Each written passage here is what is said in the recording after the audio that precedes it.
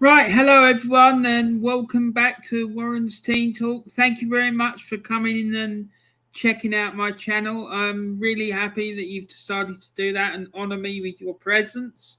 Today's one, it might go on a bit, so I do warn you. So get yourself a nice cup of tea and some biscuits or coffee, whatever your tipple is, or a pint or some wine or whiskey or whatever. Pull your chair up and make yourself comfortable and put your feet up, because we might be here for a while, because we got a lot to talk about and a lot to go through. Now, I don't know about anyone else, but I'm becoming more and more frustrated with this football club, because for me, it's just not going in the right direction, and it hasn't been for a long time. So I've had about a gutful of it, to be quite honest, and I just thought I'd come on today. Well, I've been wanting to do it for over a week now, and a week, 10 days. So I've been spending that time getting this ready so we can talk about it. I just want to give you guys the opportunity to voice your opinions about it. You might think I'm wrong, and that's absolutely fine, but let's just hope that we can keep it sensible and not get personal with it, because I know it's a very emotive subject, and some people like to throw insults around and whatnot, and I really don't want that to happen. But anyway, if it does, it does, I guess, but there's not much we can do about it. But anyway, so let's get on with it. And Del Boy Gunner's here. Hello, hi. He says, "Hey Warren, hi mate, nice to see you. I'm really happy you're here, and I'll be really interested to hear what you've got to say about what I'm going to talk about. Because, like I said, I'm getting very frustrated with this football club, and I just don't know what the hell's going on. I've got some theories about it that I picked up. One in particular I think might explain it all. I picked up from a chap called the Aussie Gooner, and I think he's onto something. But I don't know. I don't know anything. I haven't got any contacts at the club, anything like that. But let's see what happens. So before I say anything else, I just want to let everyone know that there's a petition available, so that anyone who's not happy about the idea of Mikel Arteta being offered a new contract, you can click on the link which is in the description of the video, sign it. It's completely free, and hopefully it will get the message through to the club that we don't want him getting a new contract, because I just don't get it. I just do not understand what people see in this chap. I really don't. People going on about his drip and about his hair and about him being good looking. There's even a fucking banner up at the Emirates Stadium saying Mikel Arteta, the best looking Spaniard we know. Are these people for fucking real or what? I mean, it's an absolute fucking joke. What has someone's looks got to do with how whether or not they're good enough to do the job? It's just ridiculous. I've never heard so much crap in all my life. Anyway, so what we're going to be talking about today is the beginning, where it all started going wrong. Why was Mikel Arteta appointed?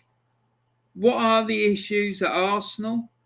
Mikel Arteta issues are his record as Arsenal's manager, head coach, his man management skills, his inexperience, his tactical ineptitude, his coaching of players, his arrogant attitude, the Arsenal supporters, the excuses made for Mikel Arteta, Arsenal's strategy, what is the solution? Where do we move forward? How do we move forward from here in a positive way?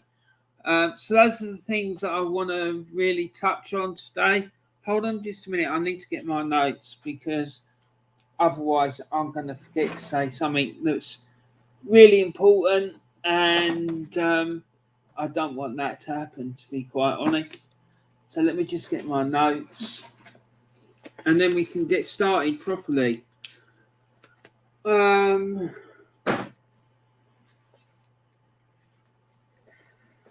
know, I mean, going back to this bloody fucking business with this stupid banner and the rest of it. I know that these days the youngsters, they place a lot of importance on image and, you know, it being an important part of the game, and I can understand that to an extent, you know, because, you know, I'd like to see the Arsenal manager standing on the touchline in a suit and tie and all the rest of it. Either that or in, you know, the Arsenal tracksuit or shell suit or whatever you want to call it. But at the end of the day, I want a manager who knows what they're fucking doing. Not some muppet who's like absolutely clueless. It's what seems to be going on at the moment. Del Boy Gunner says, great idea with the petition. Mate, I had to do it.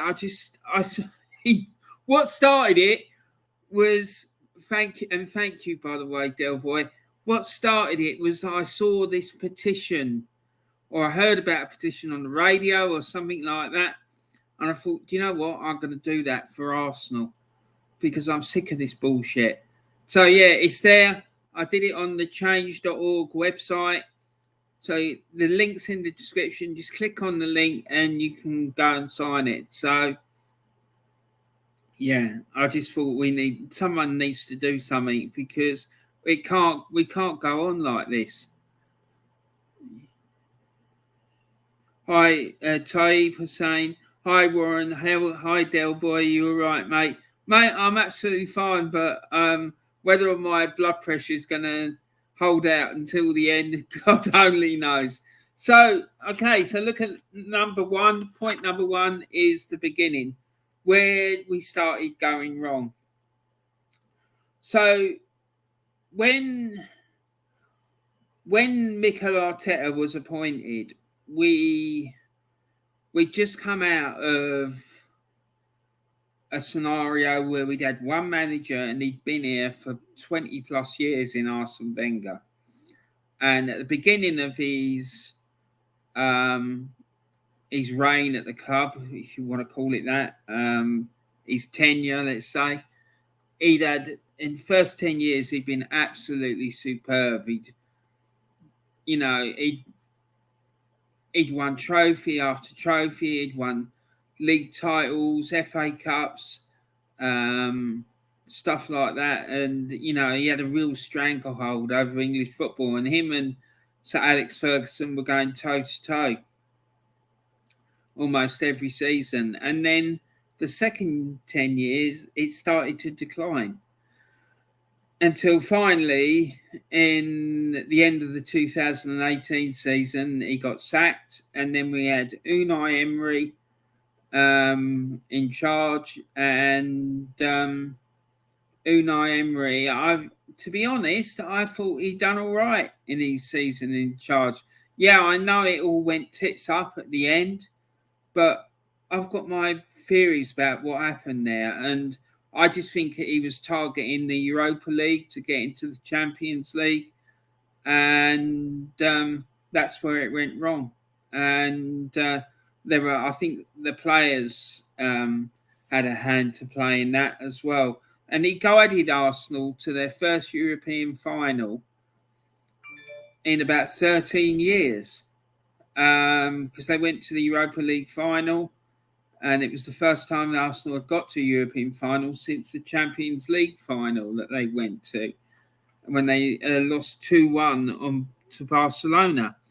So, yeah, and I think that, in my opinion, I think that the club wanted Mikel Arteta to take over from Arsene Wenger from the get-go. They didn't want Unai Emery, but they couldn't get him. And he was like a second choice. And but I'm going to explain more about that in a minute because I just want to talk about about that in a different part. But yeah, I think there is a good reason why Unai Emery wasn't kept, because I think we would have had success under him. I really do. Del Boy Gunner says, "Hi Taib, mate. Hope you're good, mate." And Taib says, "What is the board and the owners making stupid manager appointments? Things need to change, Ron." They absolutely do, but I don't think it is going to change, Taib. I really don't, unfortunately. And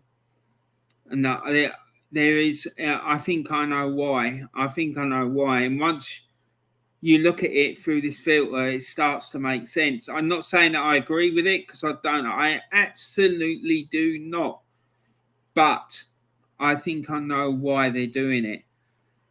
And Taib says, "I'm good, Del Boy." And Del Boy Gunner says, "Great. What manager would you guys like?" It's a good question, because I would have wanted Ancelotti. I wanted Ancelotti when Wenger was sacked. But now I would have wanted to get Conte, but he's at Spurs. We ain't going to get him. But at the moment, I would go and get Rafa. I know it went terribly wrong for him at Everton, but I think there was extenuating circumstances with that one. But the thing is, because of the way the board is at this club, I think we're going to struggle to get another top draw manager, because we were trying to get Jose Mourinho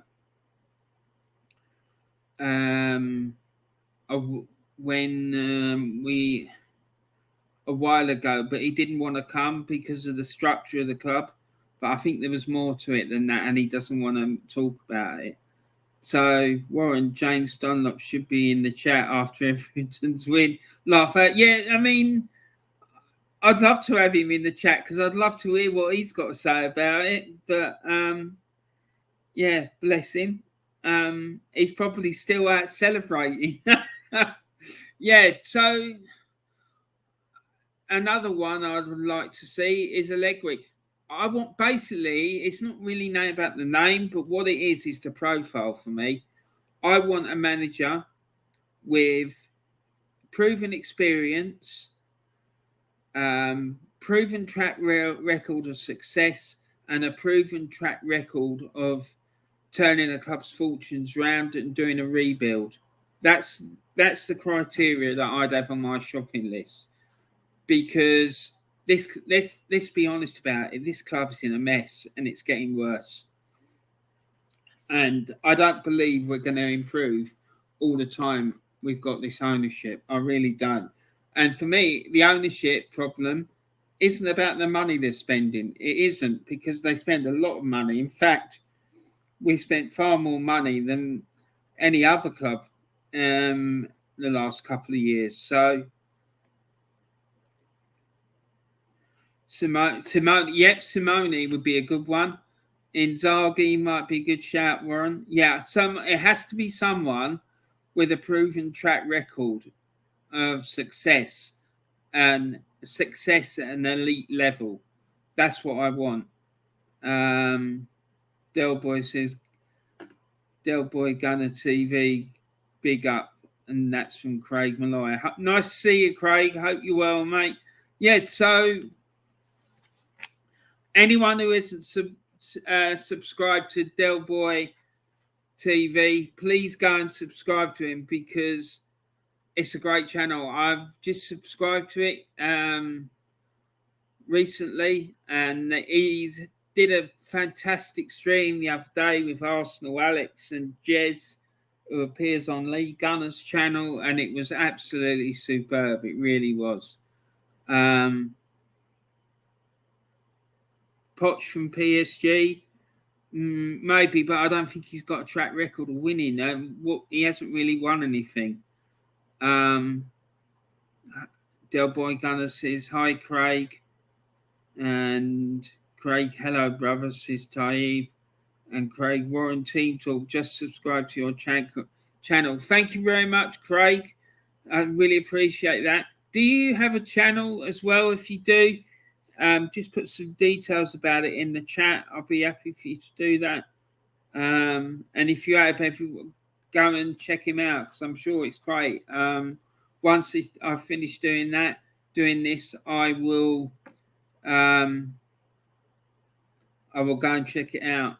Del Boy Gunner TV says, Warren, thanks, Warren. I'd love to get you on at some stage, mate. I'd love to. Just send me a message. Let me put. You can email me if you want, or send me a message on Instagram. Let me put my email address in here.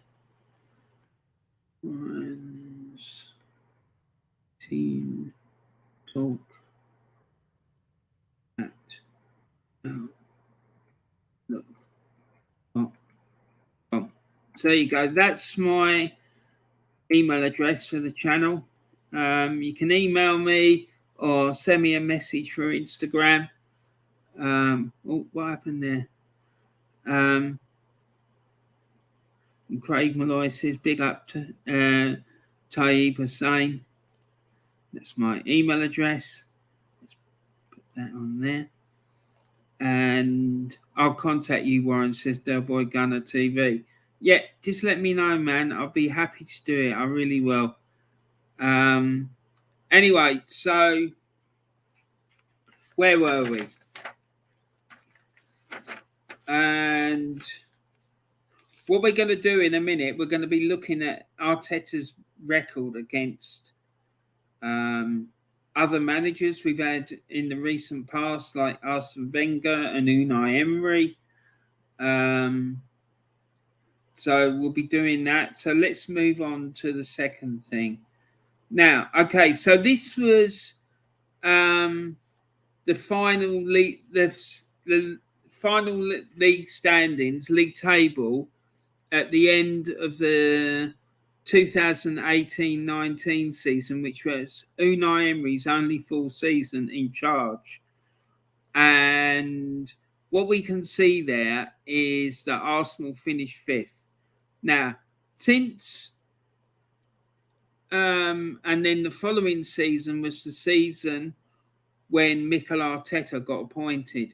Since Arteta has been appointed, he hasn't come close to finishing anywhere near that. In fact, we've had 2 8th place finishes under this manager.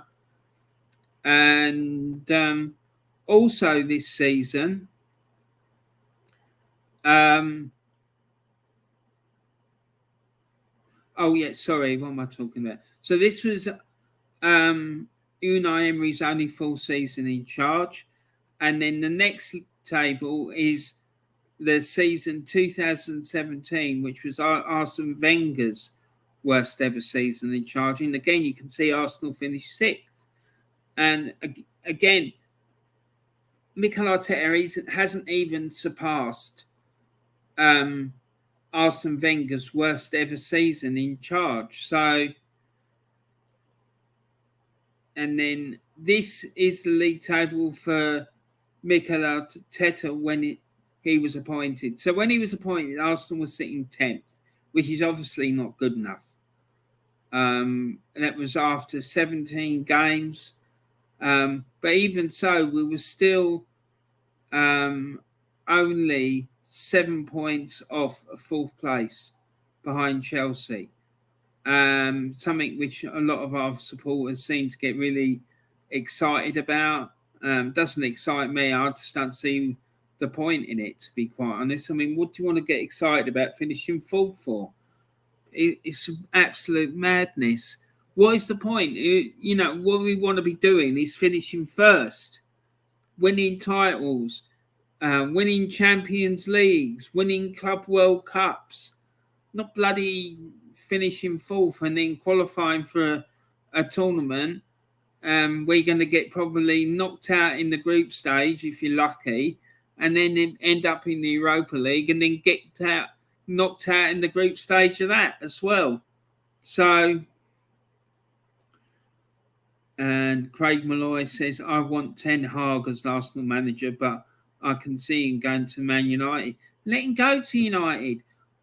The thing is, I agree with you. He's got great potential, but I want someone who's got a proven track record of success. And when I say that, I'm talking about consistently winning league titles, consistently winning Champions Leagues, Club World Cups, things like that. He might be a great manager in the future, but I don't think I might be wrong, but I don't think he's done that yet, has he? But yeah, I can understand why you'd want him, because he's got a fantastic record of dealing with youngsters. But I don't know.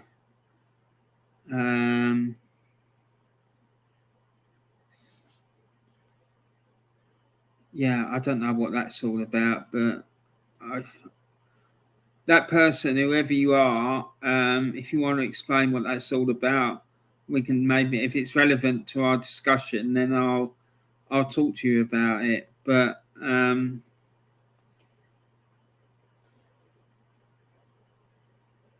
Mancini, yeah, I do. I mean, he's won a European, won the Euros. He did well at Manchester City.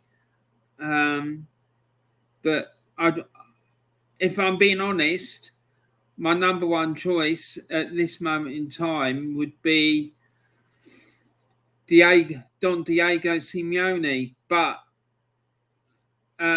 what's more important to me is the profile, and they have to meet those criteria that I laid out, i.e. that they've got a proven track record of success, winning Champions Leagues, winning league titles, and rebuilding a football club. Yeah, so that's what it is for me. They need to meet that criteria. I don't really want to get stuck upon a name, but for me, he fits the bill because he's competed toe to toe with Real Madrid and Barcelona, and he's been a fly in the ointment for them. And Del Boy Gunner TV says, Ty, great call. It is a great call. And I think we could get him. I really do. Ty says, I reckon Duncan Ferguson will be a good manager in the future. Listen, mate, I'd love to have him dealing with Granit Xhaka because he'd destroy him. He really would. He would destroy him. I'd love it. But let's move on. So this was the league table when Mikel Arteta was appointed on. So the next question is, why did they appoint Mikel Arteta? The answer, I'm going to answer that question by asking this one. Do the owners and stroke the board really want success? Stroke qualification for the Champions League and stroke it and challenging for many honours. So do they really want? Because I don't think they do. And when you look at things through that filter, things start to make sense. Because if you go back to when Arsene Wenger was sacked, if you look at it through that filter, everything what they've done starts to make sense. If you think about everything they could possibly do to make sure that the club wouldn't qualify for the Champions League, wouldn't compete for the top honours in this country and abroad, then it makes sense. Because I've becoming more, the more I think about it, I become more and more convinced that the club don't want to win major honours and compete for in the Champions League and stuff like that. Because I think they know if they do that, they're going to have to spend bucket loads of money and more money than what the club makes, and they'd have to dip into their own pockets to fund it. And I just don't think they want to do it. They've inherited the club. This is the Cronkies I'm talking about. They've inherited a club that has been run on a model of only spending what they make, a self-sufficient model, and I just don't think that they're willing to fund that amount of investment, because they know they would have to spend their own money to do it, and I just don't think they want to do it. So for that reason and many others, I want them out. Not because I don't think they spend money, because I think they do, and they've proven it. The last summer transfer window, they spent, was it 200 just a shy of £150 million, which was more than any other club in Europe. But look what they spent it on. Sorry, it's not good enough. Some of these players will probably be good reserve players, but they're not regular first-team starters, not for me, not by any stretch of the imagination. So, some chats, and Taib gives Del Boy a thumbs up, and then Craig Malloy says, because Arteta was the cheaper option for the Cronkies.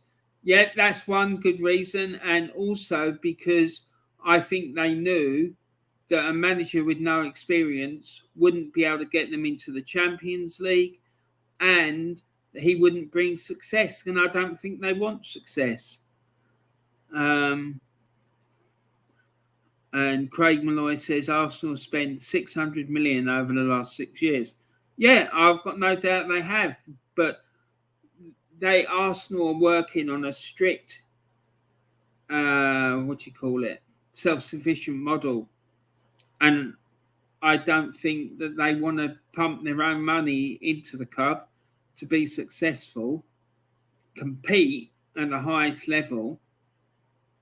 And they know that they would have to do that. And by having him in control and all the PR and the marketing that's gone into him since he's been here, then that means, to me, it makes perfect sense. It explains everything to me when you look at it through that, like that, as I said, that filter as to why they're doing it. Then it makes perfect sense to me. I'm not saying I agree with it, because I don't. Warren, when Wenger used to buy shit players, it was calculated and deliberate. Had Eduardo and Diaby stayed injury-free, he would have got rid of them as well. Yeah, probably would have done, mate. But this has been a slow decline since that Champions League final. And now I believe it's a deliberate policy, whereas before I'm not convinced it was, but now I think it is. I really do believe that. So let's move on. And right, so what is Arsenal Football Club? So Forbes, I got this from the Forbes website. Arsenal are the 8th biggest club in the world in terms of their value. Apparently, Forbes have valued Arsenal at £2.8 billion. That's how much the club is worth. So that when you see Daniel Ek putting in bids of £2 billion, I can understand why Kroenke didn't want to sell it. I think if he wants to get Kroenke to sell, he's going to need to put in a bid of probably near double that amount of money in order to get it. And I just don't think he's got the money. I really don't. I don't know what you guys think. Do you think that Daniel Ek's got that sort of money? Because I don't think he has. And then this guy from Africa, he keeps saying that he's ready and he's going to buy the club and whatnot. So where's the bid then? Why hasn't he done it? I get really despondent about it. And if we look at a league table of the top clubs by value in the last year, you can see that Arsenal are 8th. And this has come from Forbes. They did this thing, a report about the business of soccer, and it listed all the clubs and their value. You can find this online if you Google it, you'll be able to find it. Arsenal were valued at 2.8 billion, Chelsea 3.2, Manchester City 4 billion, Liverpool 4.1, Manchester United 4.2. And then you've got Barcelona, Real Madrid, and Bayern Munich in the top 3. So this shows, what I'm trying to show here is that Arsenal are a multi-billion pound business, right? And this is relevant when I come to the next thing, right? So when you look at that, okay, what you have to say is it's a multinational, multi-billion pound business, okay? So what my question would be to the board, what other multi-billion pound business, multinational business, because Arsenal is a multinational business. We've got supporters all over the world, and we've got presence all over the world. You go onto the website, you see all these things: Arsenal Asia, Arsenal Australia, Arsenal Japan, Arsenal this, Arsenal that, right? All these different countries and regions where they've got a presence. What other country, what other organisation or business of a similar size and structure recruit someone into a role similar to that which Mikel Arteta has at Arsenal with no experience, who's never ever done the job before? What other multi-billion pound business, multinational business, recruits someone into a position like Edu's got at Arsenal with virtually no experience, and Vinay with virtually no experience? It's an absolute shambles. It just doesn't happen. It's absolute madness. And that's another reason I think that they don't want success, because when you look at it through that filter I said earlier, it makes sense. They do not want Arsenal to be successful. Whoopsie daisy, gone too far. So, and Craig Malloy's fact, Stan Kroenke even said he didn't buy Arsenal to win trophies. Yeah, I've got a slide showing that in a little while, mate, because I'm going to talk about the Kroenkes in a second. And then lack of experience. So what are the issues at Arsenal? For me, there's a lack of experience across the whole management team. There's no accountability, pressure, or targets. There's no desire for success at the highest level, the ownership and the senior management team. Those 5 things are massive problems as far as I can see. Now, if we look at the accountability, pressure, or targets, when Jeff Shreve sat down with Edu and asked him at the beginning of the season, what do you think this club is capable of achieving, right, with the squad it's got? Is it to win the league? Is it to finish in the top 4? Is it top 6? Is it top 8? What is it? And he said, listen, I don't want Arsenal to get top 4. I don't want them to get top 6. I don't want them to get top 8. I just want to watch them play. I mean, what sort of CEO comes out and says that he doesn't really care what they do? It's not about targets. He just wants to see the business operate. It's just crazy. So it means that there's no way to measure the performance, which to me was a very clever thing to do, because that means as fans, we can't really hold them accountable. We can, but it's not meaningful. We can't like pin them down and say, well, you said that the club had to finish in the top 4 and they haven't done that, so he needs to go, right? Because they probably knew that he wasn't capable of getting the club into finish in one of those positions. So the ownership, they've got, clearly for me, the ownership, they've got absolutely no interest in the club whatsoever, right? Those of you who go to the Emirates Stadium on a regular basis would have seen this, and I've heard it as well from a lot of people. When you go there, the paint's starting to peel, right? And it's showing clear signs of neglect and disrepair, right? So that in itself tells you a lot about the owner's attitude towards the club. They've got no interest in football. They've got no understanding of football. Jeff Shreve asked, in fact, in an interview that Jeff Shreve did with Josh Kroenke, all right, he sat there and asked Jeff Shreve and he asked Josh Kroenke about his interest in football, and he wasn't able to answer the question. He asked him about, what position did you play and who did you base your career on? And he really found the question difficult to answer, and in fact he couldn't. All right. So now this is a problem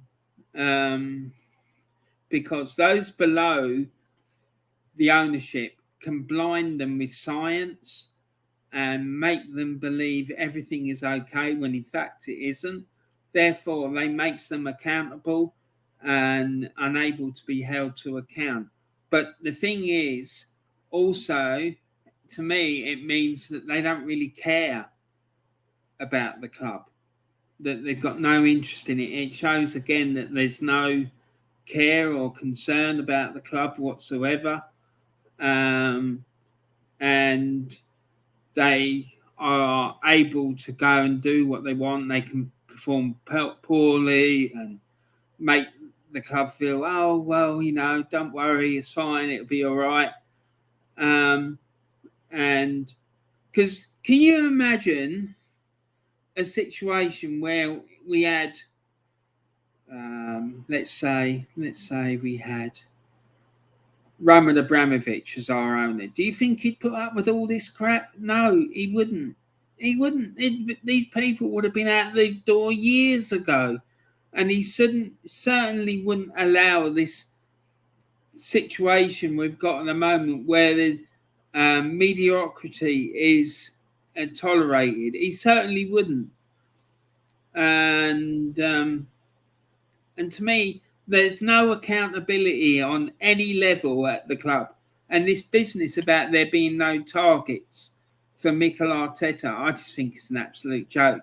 And seriously, I want to know if this culture runs through the whole club, because I bet you it bloody well doesn't. I bet you the poor buggers that are working in the armoury or like the customer-facing roles at the club have got really, really tough targets they have to meet. I bet you they have. And if they don't meet those targets, I bet you they're out of the door. So if that is the case, why the fuck is it not the case for Mikel Arteta?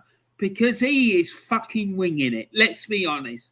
The man is winging it and he's fucking useless and he should be gone.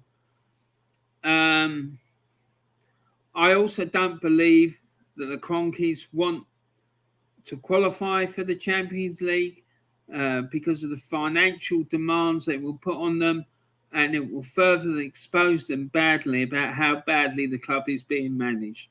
And that's what I think. So Edu, here he is. Now, this is the dude. I mean, he's as much a bloody problem as what Arteta is. And This is the quote. I managed to find a transcript of the interview on the internet. Jeff Shreve said, "If all the players are fit, what do you think the squad should be capable of this season? Is it top 4? Is it top 6? What is realistic?" In response to that, Edu says, "I don't want to go for top 4 or top 6 or top 8 or top 10. I'm just really looking forward to seeing this squad play together. I'm really looking forward to seeing everyone fit." That to me is absolutely disgusting. It's disgusting. How he's ever been allowed to sit there and say that is outrageous. And he should have been sacked for it. He should have been sacked. I mean, to sit there and come out with that crap is just unbelievable. Basically saying that he doesn't want the club to finish in the top 10. It's disgusting. It really is. And he should be out the door. He should. It's not good enough. Now, so let's, and that's about, that just shows again that there's no targets for the club. He couldn't really be clearer unless he turned around and said, no, there ain't no targets.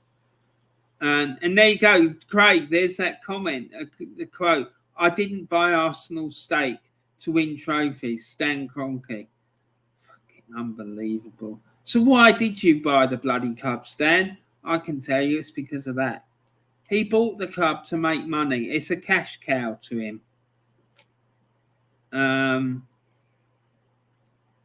So the question is, what is Edu's role at the club? What is it he actually does on a day-to-day basis? Because I really can't see any tangible evidence of anything he does. I mean, we didn't sign any players in the January transfer window. So what is his role? I'd really like to know what his role is. I'd like to see all these people's job descriptions, because I really have got no idea what any of these bloody people do on a day-to-day basis. And they're sitting there picking up huge salaries for what? He had a role he's only have a role in football, as far as I know, was with the Brazilian national team. And yet again, it's another one with a lack of experience. It seems that, and to me, it seems that in the last transfer window, there was no clear strategy about what was going on, and it made me feel that the decisions were being made on the hoof, if at all. I just don't think they were interested at all in signing anyone. I know there was all this business about them chasing this Dusan Vlahovic, but he made it very clear from the start of the transfer window that he weren't going to come to Arsenal. It couldn't have been clearer. And it was an absolute joke. I mean, we brought these two people from the United States. Does anyone actually think they're ever going to play for the club? Because I don't think they will. So my general observation on the management team in general is that there's no experience in the management team in any line of business. When someone is put into a new role without experience, they need someone to guide them or mentor them. None of the management team have this. Now, I remember when I've managed people in the past, and I remember in my first ever role where I was going to be managing people, I said to the director of the organisation, "Are you absolutely sure you want to put me into a management position? I've never, ever managed people before." And she said to me, "Warren, I believe in you. I believe that you've got the ability to do it. I've seen the way that you work with clients." And she said, "The way you work with clients is the way that I want you to manage people." And she said, "Not only that, when you take the role on, will be giving you someone who'll be able to mentor you. And that's what happened. And they sent me on training and blah, blah, blah. And as far as I can see, none of these clowns have got anyone they can go to and discuss any issues they're having or things they're not sure about. I just don't think there is. Who are they going to go to? Stan Kroenke. What's he know about fucking running a football club? Or Josh Kroenke? You know, it's a fucking joke. So yeah, that's Edu. Then we have this joker. Vinay, I can't even remember what his bloody surname is. But apparently he used to be a sofa salesman, so people tell me. I don't know whether that's true or not. And he's Arsenal's chief executive. Vinay Vakasham, or whatever his name is. What does he do? What are the tangible results of his work? What is he doing? Does he do anything on a day-to-day basis, or is this just a bit of a hobby on the side for him? I mean, it's a fucking shambles. What sort of way is this to run a bloody multi-billion, multinational company, for fuck's sake? Honestly. And then we've got another one. That's the next one. This fella, this Richard Garlick, Arsenal's Director of Football Operations. What does he do? What are the tangible results of his work? I know that I think he worked at West Bromwich Albion before, but what's he been doing since he's been at Arsenal? What has he brought to the table? What is it? What has he done? Now, if it's true that there are no targets, this is a massive problem, as I said before, because it means that people can't be held account for their performance, and there's no way to measure how effective they are in their role. But I think that's been a deliberate ploy to make so that we can't, as a fan base, we can't hold them to account. Now, let's move on because I'm getting fed up talking about these Muppets. Right, so let's move on now and talk about Mikel Arteta's record as Arsenal's manager stroke head coach. I'm telling you guys, this is not good. This is absolutely shocking. Right, so let's look at his Premier League record. Right, so if we break it down season by season, in the 2019-20 season, which was his first season in charge, he was appointed, I believe, on the 20th of December. And from that day until the end of the season, he managed 20 games. He had a win percentage of 45%. And he managed to achieve... his team managed to win 1.65 points a game. The 2020-21 season, they had a full season in charge.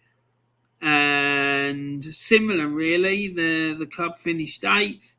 They finished 8th in the 2019-20 season as well. And he had a win percentage of 47.37, which was marginally better than it was the year before. But the points per game ratio actually went backwards. And now this season we played, I haven't included the Burnley game the Wolves game in this. But before we played the Wolves game, we played 21 games in the league. And we picked up 36 points. And we had a win percentage of 59.38% and a points per game ratio of 1.71. Meaning in total, since he's been here, he's managed 79 Premier League games and he's had a win percentage of 48.1% and a points per game ratio of 1.65. Now, the FA record in the FA Cup, in total, it's slightly better because he's managed to win an FA Cup by some miracle.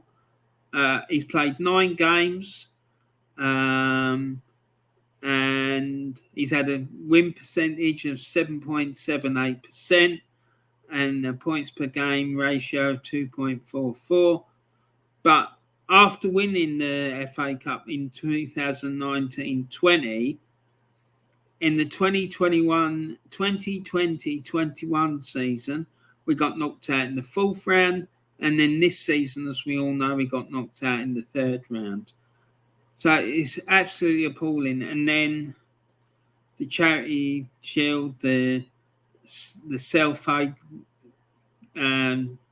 tournament, I'm not even going to bother to talk about that. The League Cup, in total, he's played 11 games, win percentage of 54.5%, and he's picked up in League Cup games a points per game ratio of 1.91. His record in Europe in total is he's got 60% win percentage and points per game ratio of just 2, right? So his total record across all competitions, he's played 115 games, he's won 60, drawn 23, lost 32, which is over half of the games that he's played. His team has scored 191 goals. They've conceded 117, which gives them a goal difference of plus 74. They managed to get 203 points, win percentage of 52.17%, and points per game of 1.77. I'm sorry, but that is shocking. With a record like that, you're never going to win major honours. You're not. And you're not going to compete for them. Just not. It's not going to happen. Now, if we have a look at this, is really shocking. If we look at his record against the traditional top 4 and the top 6, if we had a league table, this is since he's been in charge, and it's only includes games where the traditional top 6 have played each other. If we look at that, Arsenal finished 5th out of 6.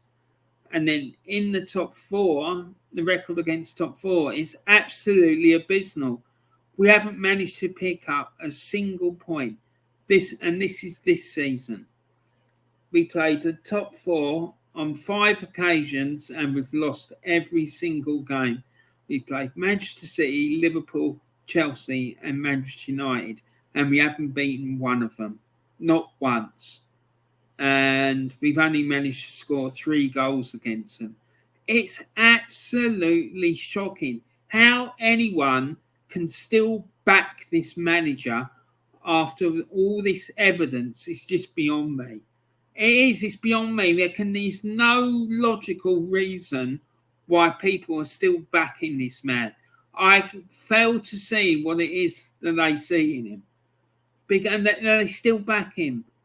I mean, that clown on AFTV, that Julian, I'm sorry, he needs psychiatric treatment. He really does. So this is a league table in the final season before Mikel Arteta was appointed. We can see Arsenal finish 5th, as we mentioned earlier.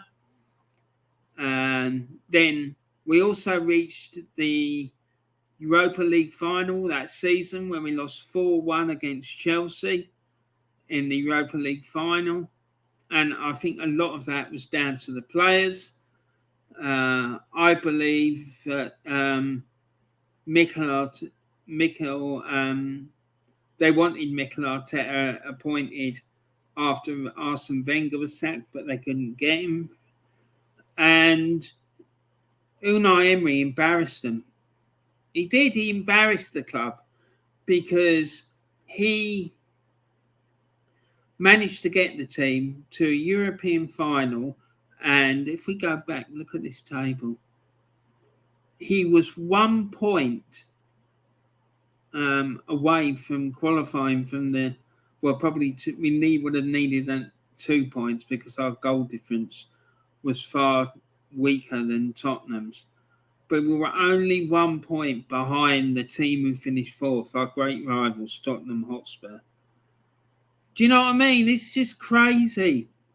And people go on about Unai Emery being out of his depth and clueless and being a terrorist. What an absolute load of utter bollocks. It's just unbelievable. It really is. And during that season, the final season before he was appointed, we can see Arsenal's league position game by game that year. And towards the end of the season, from game 31, we can see that we were sitting actually in third, and then we went down to fourth, and then finally down to fifth because the team just fell apart in those final 7 games. But like I said, I think it was because Unai Emery was prioritising the Europa League over the league, which I think was a mistake. And I'm telling you this, if he'd had the financial backing and support of the club in the same way that Mikel Arteta has done, then we would be in a title race by now. We definitely would. The fact he was able to get that squad of players to finish 1 point below the top 4 and to a European final, in my book, is nothing short of miraculous. It really is. And this is the final 8 games. I'm not really going to go through all that. It's pretty clear how the league form just deteriorated. So there it is in all its glory. And there he is, the man himself, Mr. Unai Emery. And if I knew that they were going to appoint Mikel Arteta after showing Unai the door, I would have wanted to keep him. But there you go. So let's have a look at the league records of Arsene Wenger's worst season against Unai Emery's and Mikel Arteta's. So in Arsene Wenger's worst season in 2017-18, we finished 6th with 63 points. And Mikel Arteta last season finished 8th and got 61 points. Mikel Arteta this season, if you project it on with his record up and before we played Wolves, we're on target to finish at best 6th with 65 points. And then under Unai Emery, in Unai Emery's only full season in charge, we finished 5th with 70 points. So you can see from that Unai Emery was the better manager out of the two of them. And Mikel Arteta hasn't once managed to get anywhere near finishing above where Arsene Wenger finished in his worst ever season as Arsenal manager. And that's damning. It really is. So the big question is, are Arsenal better now than they were when Mikel Arteta was appointed? And have they improved? My answer to that is simple. No, they're not. We're going backwards. We really are. We haven't improved. And we're no nearer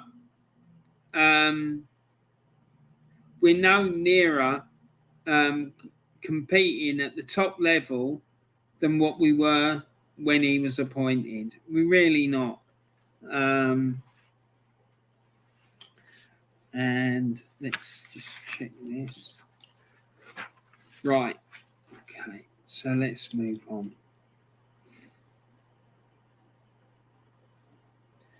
So now here we go. This is going to be stressful for me. Mikel Arteta's man management. To me, this is the biggest bugbear I've got with this man.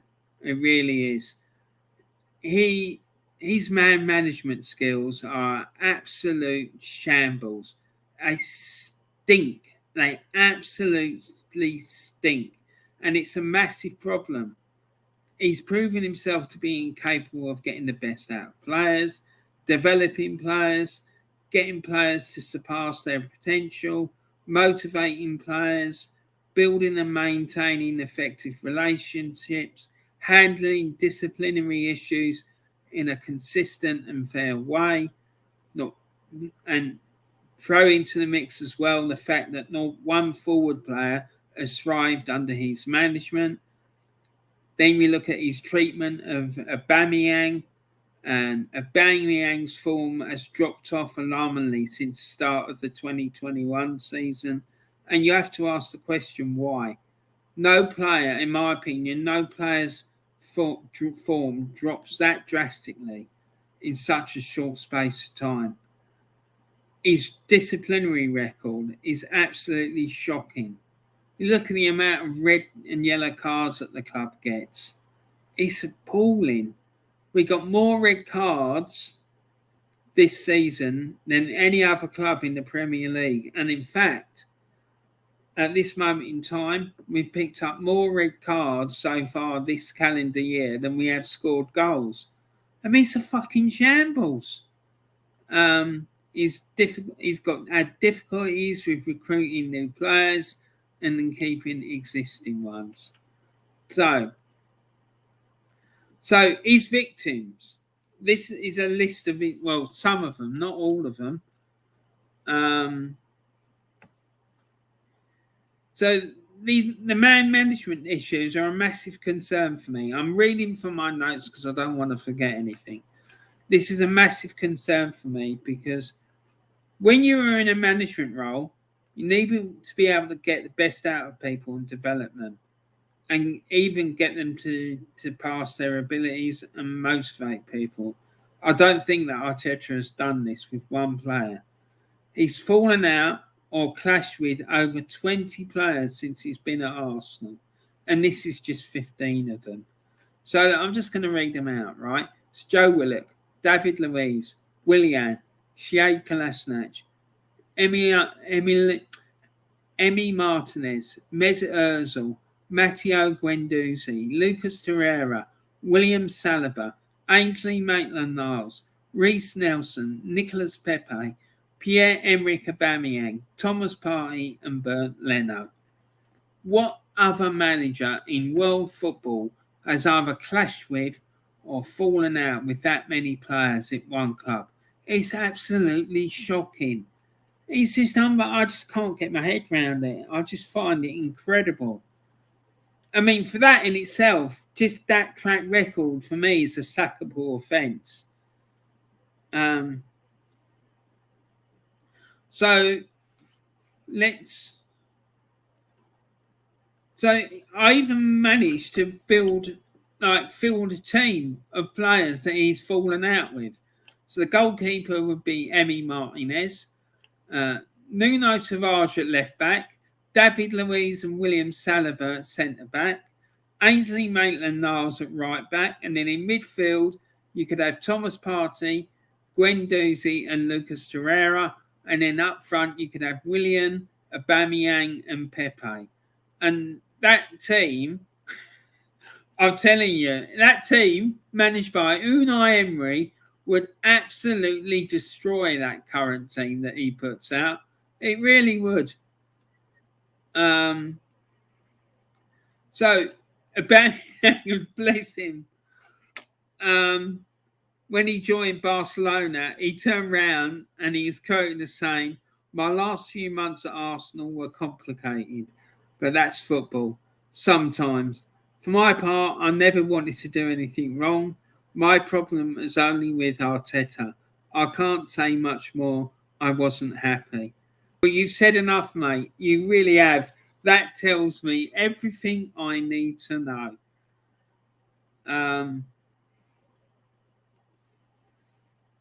And Aubameyang, after some people point to the fact he caught Ozilitis, right? Because he signed a new contract and then his form dipped. But you have to ask why. Why did that happen? Why did his form suddenly dip? Right. Now, obviously there were personal issues going on in his life. His mum was very unwell. He caught malaria. Then he had these COVID issues. Then he had a problem with his heart. But I don't think that had much to do with it. I think that in order to get him to sign that new contract, because he was umming and ahhing about it, probably because he could see that Mikel Arteta wasn't going to use him properly. I mean, because let's face it, most of the time he's been here, Mikel Arteta has had him playing as a fucking left wing back. And the man is probably, when he joined Arsenal, he was probably one of Europe's most deadliest marksmen. And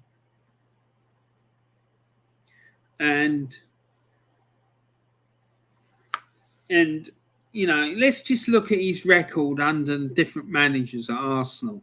So Arsene Wenger, he played 13 games and he scored 10 goals and 5 assists. Unai Emery, who was here for a whole season, in 36 games he scored 22 goals and 5 assists. And then under Unai Emery, up until he got sacked, he played 13 games, scored 8 goals with no assists. And then Freddie Ljungberg, he played 5 games, scored 3 goals and 1 assist. And then under Mikel Arteta, in the 2019-20 season, he played 18 games, scored 11 goals with 2 assists. And then Mikel Arteta, the 2020-21 season, he played 29 games, scored 10 goals and 3 assists.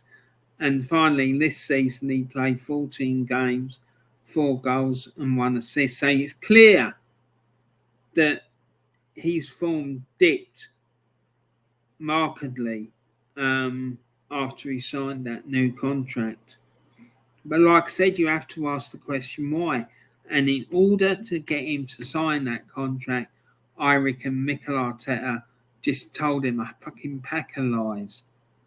And he wasn't using him right. The fact that he turned around and said when he signed for Barcelona and said he was really happy because Xavi saw him as a number 9 tells me everything you need to know. He obviously wasn't happy about playing that wide left.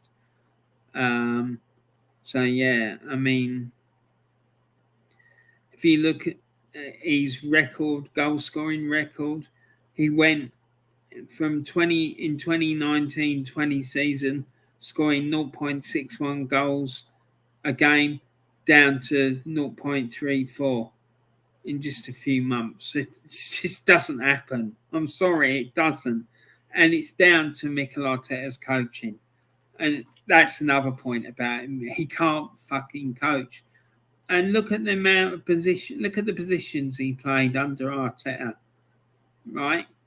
He had him playing left wing in half of the games that he played him in the 2021 season, right? It's shocking. It really is. It's just unbelievable. Why are you going to have a player who's that lethal inside the penalty area playing out wide left? It's just crazy. And my question would be this to all these people saying it's Aubameyang, that he's finished, he's not good enough. Okay, maybe he isn't as good as he was, right? Maybe he is, I don't know. I don't think anyone knows. But answer me this. Why is it that when he was playing with Unai Emery, he had him and Lacazette balling, scoring goals left, right and centre?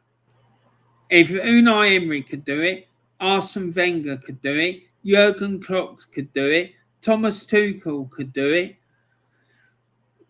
why can't this guy? I'll tell you why. Because he's got no fucking experience and he's useless. That's why. So, it's fucking shambles, honestly. And then, look at this. Right? So, the most big 5 league goals since December 2009. And it lists all the players and all the goals they've scored. And Pierre-Emerick Aubameyang is 1-3. He's 7th in the list, behind Sergio Aguero, Luis Suarez, Edison Cavani, Lewandowski, Cristiano Ronaldo, and Lionel Messi. Yeah, so what more can you say about that? He's clearly not a crap player, is he? Now, the Arsenal disciplinary record, right? It's shocking. Since in this season, right, we've had 33 yellow cards, 3 red cards. That's 36 in total, and we're 16th in the league for the total number of cards. But when you break it down and look at the number of reds, there's no other club that's got as many as what we have. We've got 3. In fact, Aston Villa have got 3 as well. Sorry. Yeah. So not Aston. Yeah, Aston Villa. 1, 2, 3. Yeah, Aston Villa have got 3 as well. So it's absolutely shocking. It's ridiculous. We're just getting red cards left, right, and centre. And our disciplinary record since 2017-18. Under Arsene Wenger, we were getting 0.02 red cards a game and 1.47 yellow cards a game. Under Unai Emery, we were getting 1.79 yellow cards a game and 0.08 red cards a game. Under Freddie, we didn't get any red cards at all, and 1.33 yellow cards a game. And Mikel Arteta, we've been getting 1.27 yellow cards a game, and red cards we're getting 0.12. That is huge. Look at the difference. Like, it's 6 times as bad as it was under Arsene Wenger's last season. It's 50% more than Unai Emery. Freddie didn't get any at all. It's disgusting. It really is. Now, I want to talk about the way he manages disciplinary issues, and the example I'm going to give is the way he's handled Granit Xhaka as opposed to the way he dealt with Matteo Guendouzi. Granit Xhaka grabbed Burnley's Ashley Woodward around the throat in a game against Burnley at home, and he was sent off in the 56th minute, right?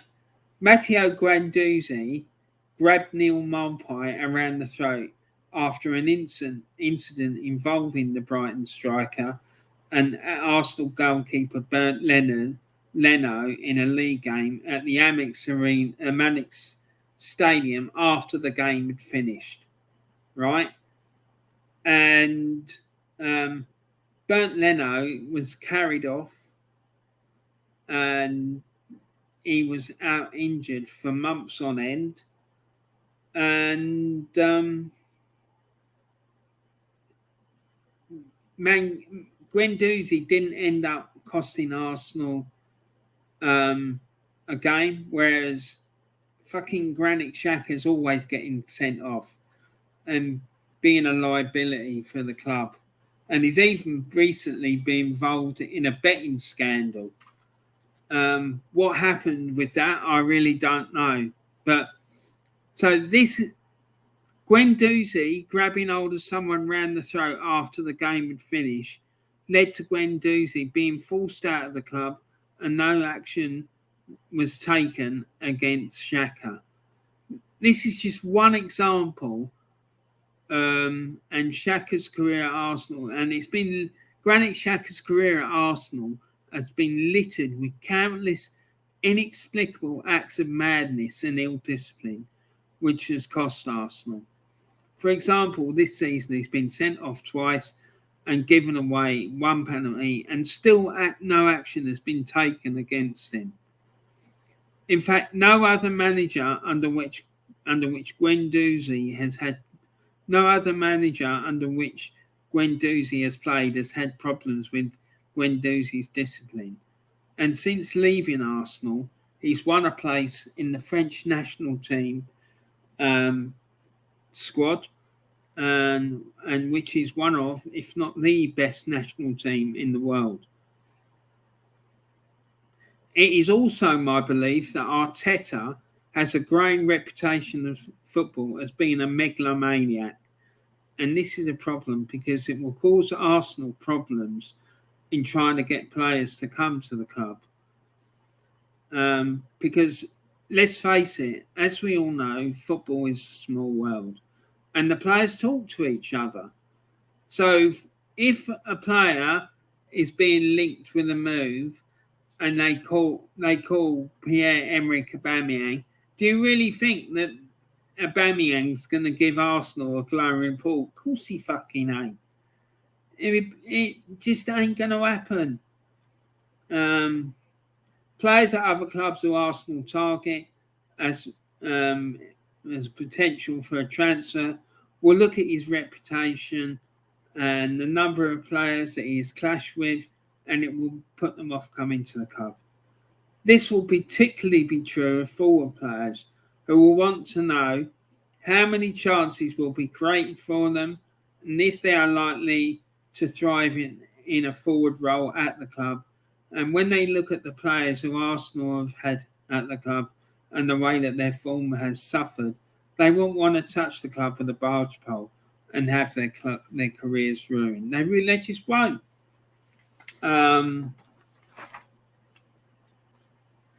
So let's move on. So also there was the way that when Arsenal signed Willian, he was told by Willian that that he wanted him to come because he wanted him to come for 3 years, and he firstly wanted to qualify for the Champions League and win it by the time that Willian left. Joke. There's more chance of me getting on a spaceship and going to fucking the Andromeda Galaxy within the next 5 minutes than Arsenal winning the Champions League under this clown's management. It's just not going to happen. So this proves that he actively lies when dealing with players. It does. And, you know, yeah, you need to persuade players to sign contracts and whatnot, but you're going to get found out and you're just going to end up pissing people off and people won't want to play for you.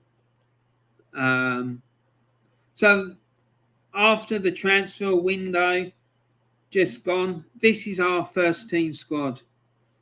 We've got 3 goalkeepers and we've got 7 defenders, right, to cover 4 positions, right? So we've got Kieran Tierney, who can play as a centre-back because he's done it for Scotland in a back 3, and he can also play left-back or left wing-back. And then you've got Benjamin White, Gabriel and Rob Holding are all centre-backs. Benjamin White can also double up as a right-back. And then you've got Cedric Suarez, who can play right-back or right wing-back. Tomiyasu, who can play right-back or centre-back. And Nuno Tavares, who can play left-back or right-back. So we're very, very short in defence, I believe. We need at least one centre-back, a right-back, because I don't think Tomiyasu's necessarily good enough. And probably needs to get... I don't think Tavares is good enough. He's been shown, like I said from the get-go, that he wasn't any good at defending. He was all right going forward, but he couldn't defend, and I've been proven right.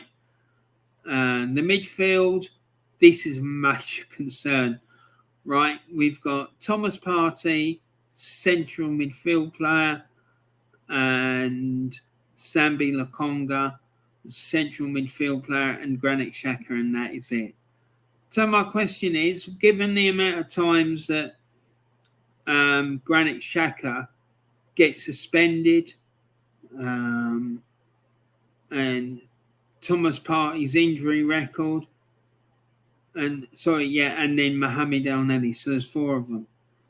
Feasibly, it's not unrealistic to expect that we could be playing quite a number of games with Lokonga and El-Neni playing as a central midfield partnership. It's a joke. And then the forwards, we've got 5 to fill 3 positions, right? Both Lacazette and Eddie Nketiah have got contracts expiring soon. And when that happens, we'll have 3 players to fill 3 positions. One of them, Pepe, I won't be surprised if he doesn't go. So we'll have 2 players to fill 3 positions. What's that all about? How are you going to do that? It's just crazy.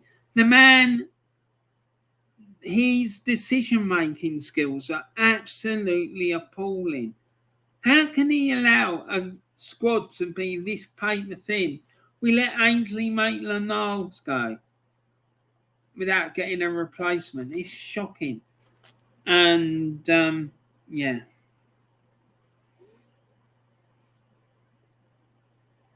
It really is. So, Mikel Arteta's inexperience. So, the thing is, it's not just Arteta. It's Edu, and Vinay as well. They're both really inexperienced. So, my comment about this is that Arsenal isn't a further education college or a training provider, right? It's a multi-billion-pound multinational company, as we've seen, right? And look at the way that he handles difficult situations. It's basically, let's look at the Guendouzi situation as an example. He just panics, and rather than dealing with the problem to resolve it for the mutual benefit of the club and the player, he just seeks to freeze the player out and get them out of the club. A prime example of this as well is the way he's dealt with William Saliba. Now, I'm not saying that William Saliba gave him a disciplinary issue. There was that incident with that video that went viral with a chap in the changing room, him getting his old chap out and whatnot and filming it. But both his parents died, for fuck's sake, and you just sought to fucking bounce him out of the club. It's disgusting. The man should be fucking ashamed of himself. What sort of human being are you? That is disgusting behaviour. Honestly. That in itself, for me, he would have been sacked. An experienced manager would know immediately how to deal with these situations without it harming the club or the player. And it is harming the club, and it's certainly harming the players. An experienced manager would also be able to get its players performing to the best of their ability. And like I said earlier, why is it that Jurgen Klopp, Thomas Tuchel, Arsene Wenger, and Unai Emery were all able to get Pierre-Emerick Aubameyang scoring goals left, right, and centre, yet Mikel Arteta hasn't been able to do it? And his form has nosedived, in fact.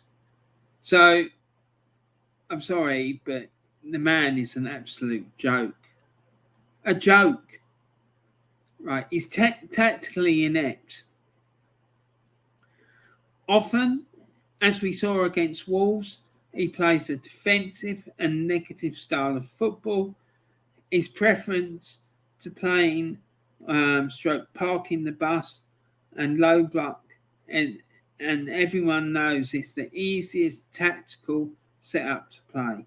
I remember numerous coaches going on record as saying that this is the case, and it's far easier in football to destroy something than to create something. Many times in games as well, he's made baffling substitution tactical changes too late in games, and wrong tactical decisions or changes or questionable tactical decisions, e.g. playing with a false 9 in the Europa League semi-final in the away leg against Villarreal when he never ever used it before at all. I mean, I think he thinks that he's Pep Guardiola, I really do. But he ain't fit to lace Pep Guardiola's shoes, let alone employ his tactical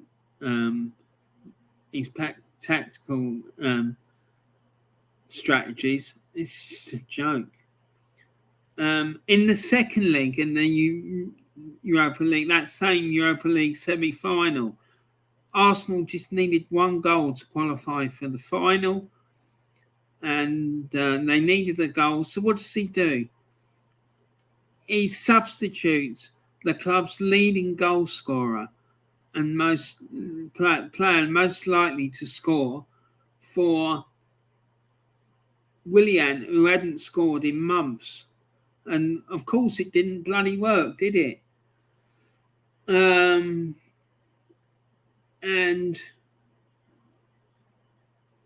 in fact, Willian had a terrible goal scoring record in that season. And in fact, he scored one goal in 37 appearances. So again, this just going back, if you look at what I said earlier about the owners not wanting to get Champions League football and compete at the highest level for the top honours in the game, it makes perfect sense.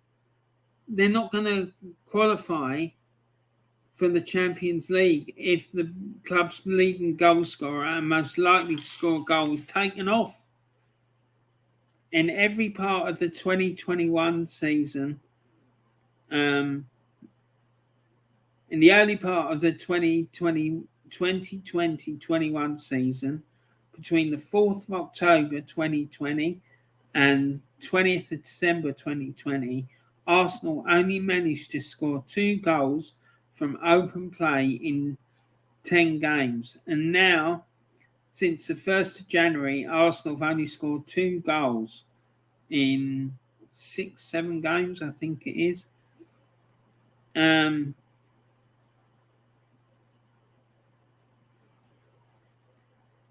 in January, they didn't even have a goal of the month competition because they didn't have enough goals to have a competition. And when this happened in that 2020 season, what they did, they took goals from the under-23s and the ladies team because the same thing had happened.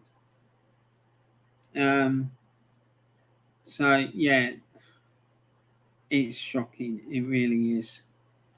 It's coaching the players. Now, when at Manchester City, he was lauded as being a great coach for the work that he had done with Raheem Sterling and Leroy Sané. And many opposition coaches and managers have gone on record as stating it was a great manager stroke coach with great potential. The thing is, we have to ask, what is the motivation for these people coming out with these comments? Why are they doing it? For me, it's as clear as day. They're doing it because all the time that clown is managing Arsenal, we're not going to be a threat to them. So, therefore, they want him to stay here as long as possible so that he doesn't become a threat. And yeah, to me, that's why they're saying it. It's got nothing to do with him being a good coach. And Delboy Gunner said, that's not a bad team. I'm sure you're talking about that team I put together of players that he's fallen out with, Delboy. Sorry, mate, I've only just seen that comment. And yeah, it isn't. It's certainly better than the team we're putting out at the moment, that's for sure. And Arteta's coaching and ability is zilch, not good enough. Yeah, absolutely spot on, Taib.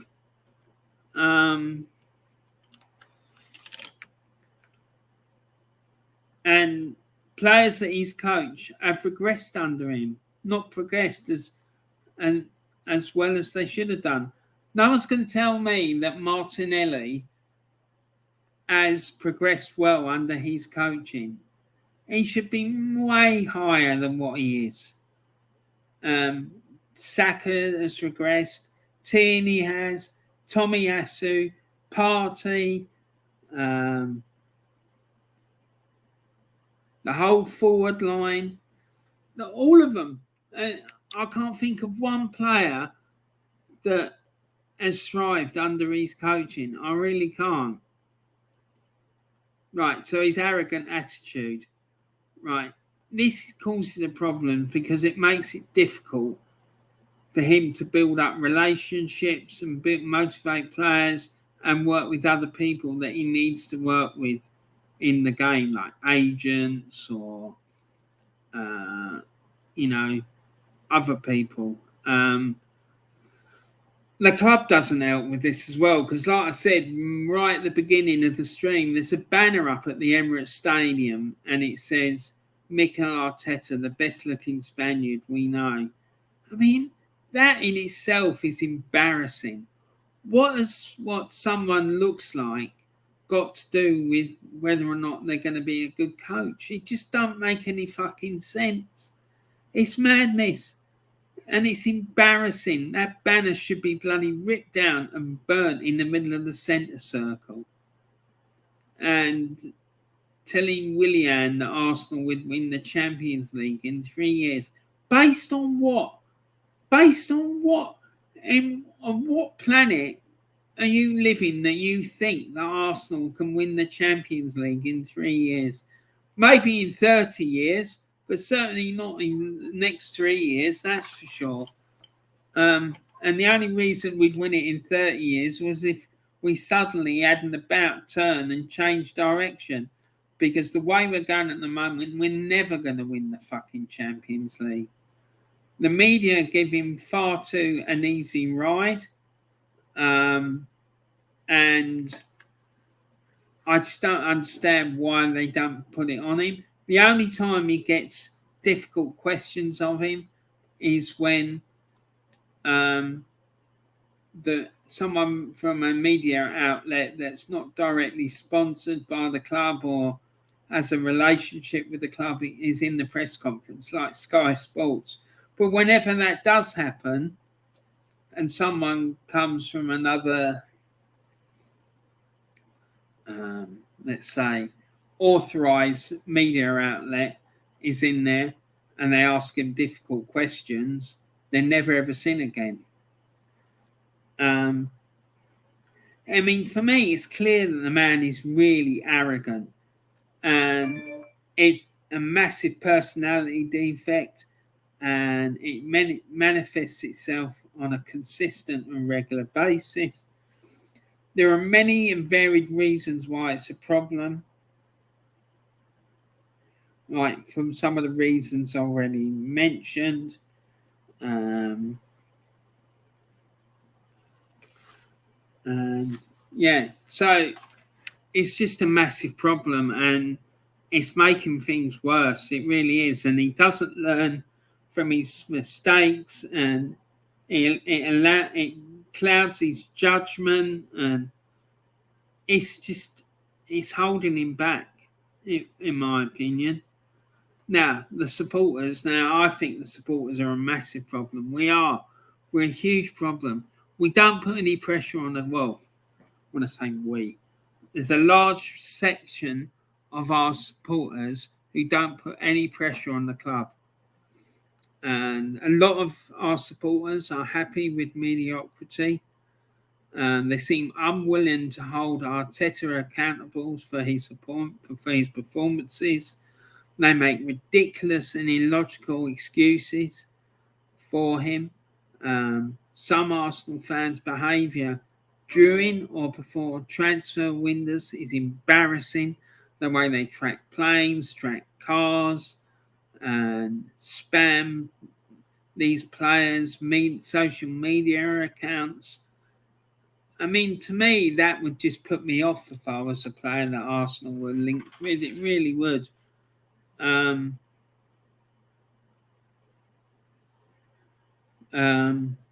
so the fact that there's no pressure put on the club means that there's no motivation within the club to change or compete at the highest level of the game. And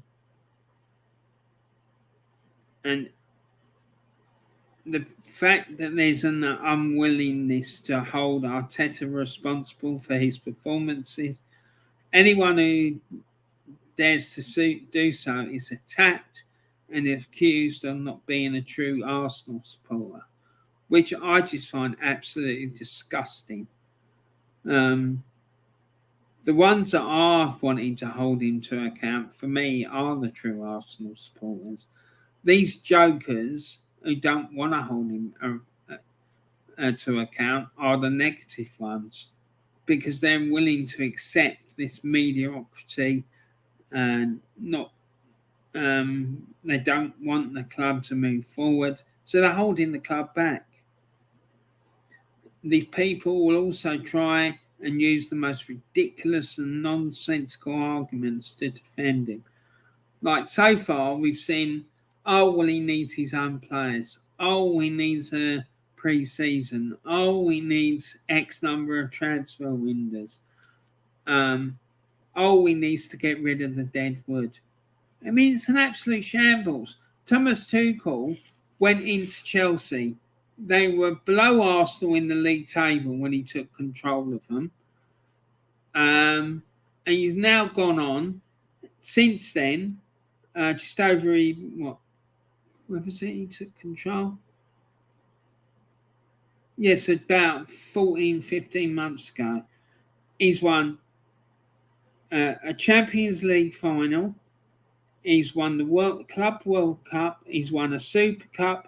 He got Chelsea to an FA Cup final. So if he was able to do it, why can't Mikel Arteta?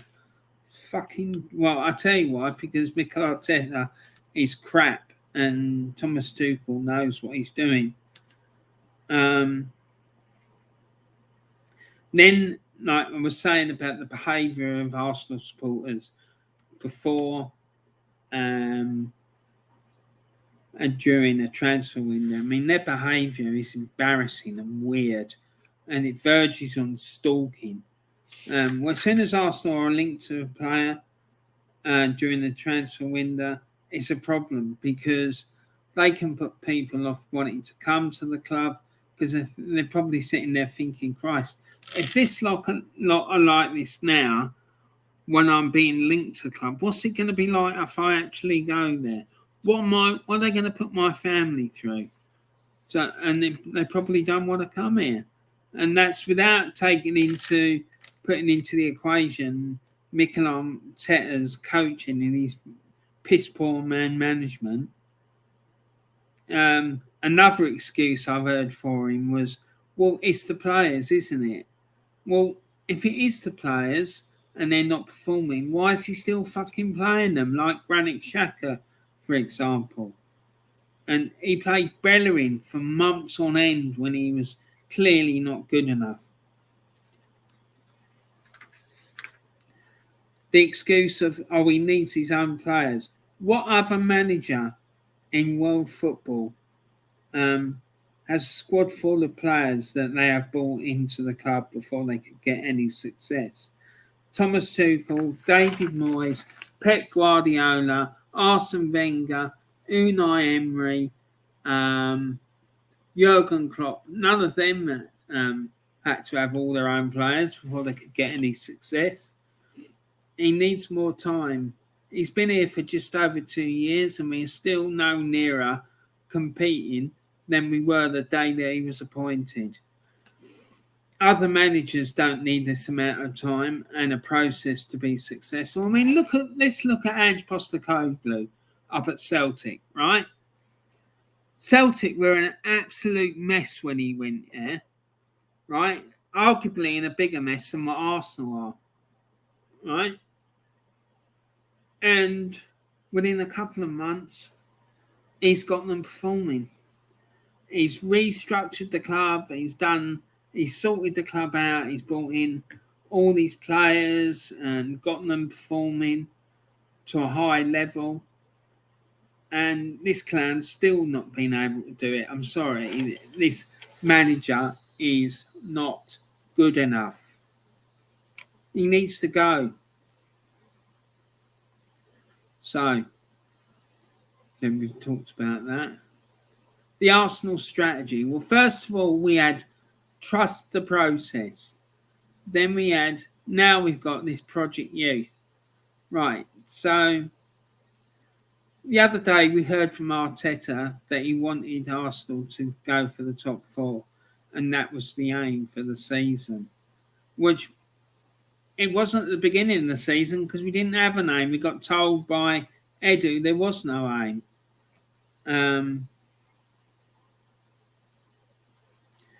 And the thing about the Project Youth thing, I may be wrong, but when has a team fielded a team of 11 youngsters and been successful? I can't ever remember it. Even the class of 92 under Alex Ferguson, they had established stars sprinkled amongst that team as well. And there's already talk about Saka making noises about wanting Champions League football, and Jurgen Klopp making overtures to Gabriel Martinelli. So as soon as you have two or three players, youth players in the team who are doing really well, and other big clubs come in and cherry pick them, then the whole thing falls apart. Also, Kieran Tierney's been linked with a move to Real Madrid. And I can believe it. I mean, it's all over Scotland that he's been linked to a move to Real Madrid, and I could see it happening. And with the Project Youth, you have to give young players time to develop and bed in and grow. And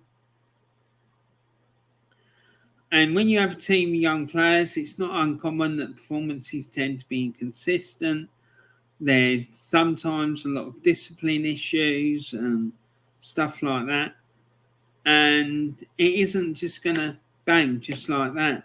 So this is why I believe the club has done it, because they knew that this clown wasn't good enough to get the club success. So they said, right, okay, it'll give him more time, buy him some more time. Why they think that he's the man, I just do not know, because he has not shown one shred of evidence in all the time that he's been here.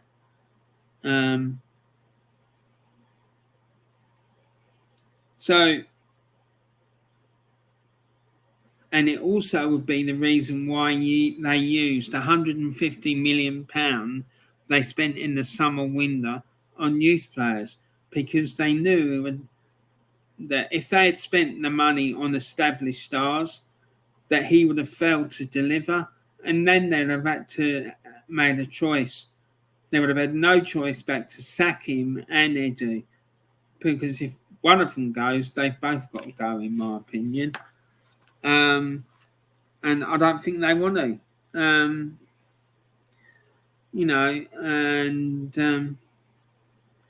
And if it hasn't worked by the time they all get to 25 or 26, then what? We have to start the whole thing all over again. So, yeah, there you go. And I'd just like to say to that Julian on AFTV, mate, Mikel Arteta is not the vaccine of Arsenal's problem. He's the fucking cancer. So how do we move forward in a positive way from here? Right, so we need a new owner. For me, that it's clear that it's not just about the money that they spend. It is about the culture of the club, accepting mediocrity and encouraging it. There's a lack of interest in the club and a lack of understanding of football. They need someone to come in my opinion, to undertake a root and branch investigation of the club and put in a action plan for improvement. They need to sack the whole management team and replace them with people with experience of doing these roles in football clubs, not novices. All right. They need to sack Mikel Arteta and replace him with an elite, experienced manager who has a proven track record of success in the highest level and has experience of successfully rebuilding football clubs have gone through a period of decline. Not anyone with I do not want anyone with a connection to Arsenal, such as Patrick Vieira, Thierry Henry, or Dennis Bergkamp. And I don't want that, because as soon as it starts going tits up, we'll have the same problem then as what we're having now with these clueless fans. Oh, you can't sack him, he's a club legend. Bullshit, honestly. They need to appoint club ambassadors such as David O'Leary or Thierry Henry or Patrick Vieira, and not just one, maybe a few, but like top ex-players to do that. That's where you do need to have ex-players in roles. Then they need to sack or overhaul the recruitment and scouting team, because let's be honest, the recruitment in this club has been absolutely shocking for years, and it still is. And the way they conduct their transfer business is absolutely disgraceful. It really is. It's verging on fucking negligent.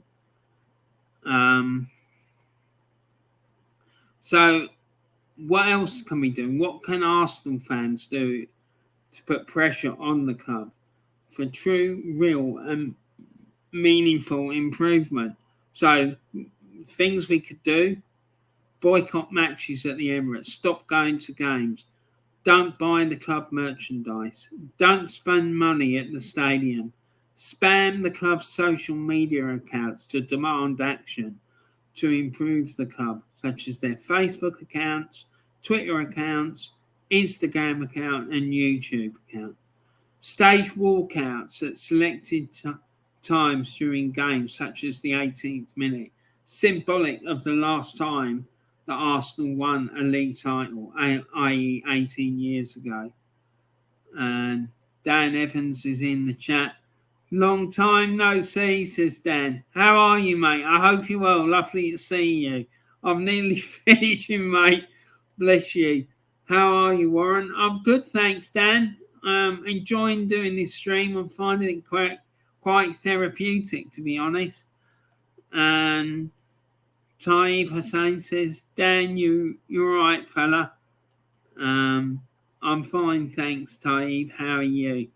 Yeah, it's good to see you, Dan. I see that Stockport won in the FA Trophy yesterday, so you must be absolutely delighted about that, mate. Taib Hussain says, I'm good, thanks. Yeah, so safe walkout at set times, i.e. in the 18th minute, symbolic of the last time that Arsenal won a league title, i.e. 18 years ago.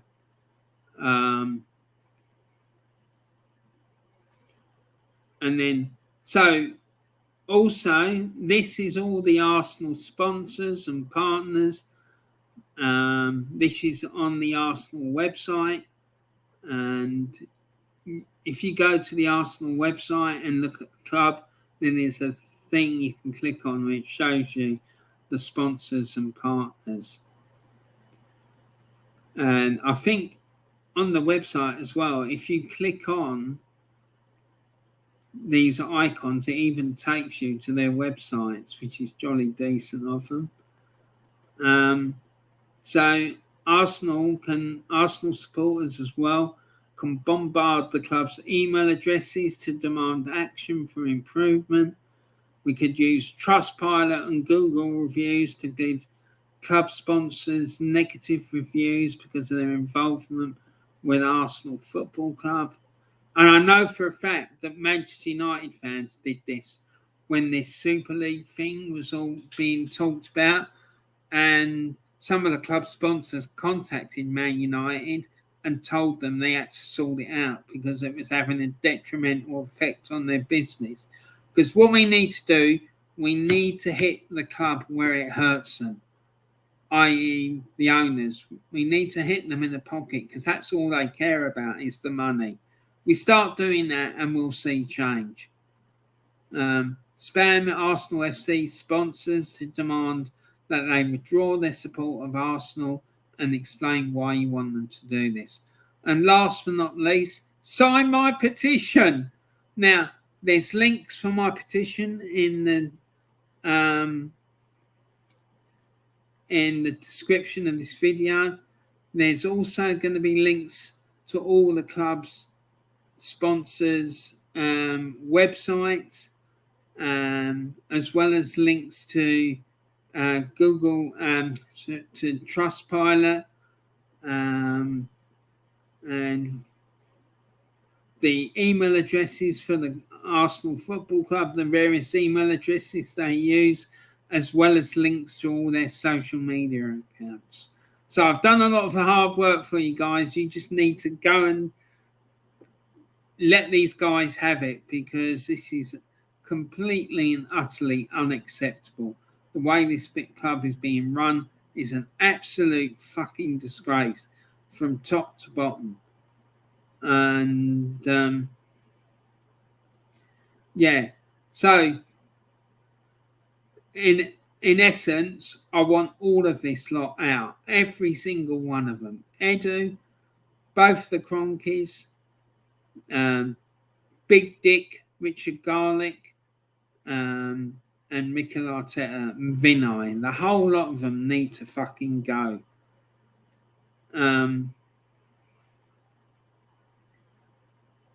Dan says, I'm very far away from pleased with the performance yesterday with County. It was shocking. Oh dear. Well, at least you got through, mate. I suppose that's one thing. But yeah, hopefully things will pick up in the next game for you. I hope so, mate. And then Del Boy Gunner says, great stream, Warren. Well done, mate. You're absolutely welcome. And like I say, all the links for this thing, what I've done here today, are going to be in the video description. I don't think they're all there yet, but they will be. I've got them all on a Word document and I'm going to put them in there because I'm not having it. I'm sick of this bullshit, man. They're destroying this club. They really are. So just want to big up the GoonerClaude Trust. There'll be a link for that in this in the video description as well. That video description is going to be like a catalogue of links. But yeah, no, the GoonerClaude Trust is a great trust.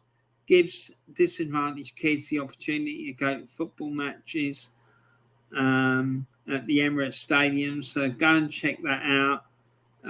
They do great work. Bless them. And it was set up in memory of Claude from AFTV.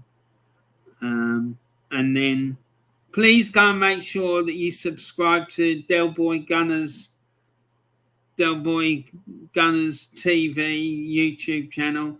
He's not on my list, but he's going on my list. I'm going to put him on there and start bigging him up every time I do a stream. And also check out the Old School Gunner.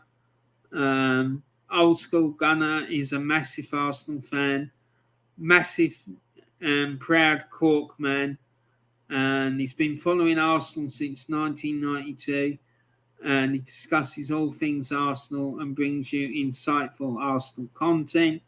Arsenal Alex, another passionate Arsenal supporter, that brings you all things Arsenal, including instant match reactions. And the stream DrawnByDre, he brings you top quality Arsenal related content, including his highly rated and excellent possession based podcast. the Aussie Gooner. He discusses all things Arsenal from an Aussie perspective, and he's a top man, passionate Arsenal supporter, and he doesn't pull no punches with his views about Arsenal. And that's where I got that idea about the Cronkies not wanting us to compete for major honours and qualify for the Champions League from. Because when I sat and thought about it, it just made perfect sense to me. It really does. And when you look at things that have happened at this club through that filter, it all makes fucking perfect sense. Because otherwise, none of it makes any sense. But now it does. And I just think it's fucking disgusting. I really do. And then there's Diesel Arsenal. He's got the fastest growing new channel on YouTube. Diesel, the former Claude and the Bansters presenter, discusses all things Arsenal as well as presenting discussion on a variety of subjects, including films, dating, mental health, amongst other popular topics. So the links for all these channels are in the video description. These links actually are in the video description at the moment, but all the other ones will be shortly. So yeah, go and check them out. Give them all a sub. Also, don't forget to subscribe to DrawnByDre TV's channel as well. Yeah, so I just want to big them all up, because if you're an Arsenal fan, you won't be disappointed, and I'm just a football fan in general. I'm sure you won't be disappointed. So, big up to them. So, and cheers, mate, says DrawnByDre. You're absolutely welcome, mate. It's an absolute pleasure. Craig Malloy says, a wise man once said it is time to go. Claude, rest in peace. Absolutely. God bless him. May he rest in peace. DrawnByDre says big up and applause. Yeah, so I hope you guys enjoyed that. Please, if you're watching this on playback, put in the comment section what you think about what I said today. Please get on the case. Let's fucking give Arsenal a hard time, eh? And get our club back, because these bastards ain't going to do anything for our club. They're not. All they want is this. So fucking let's get them out.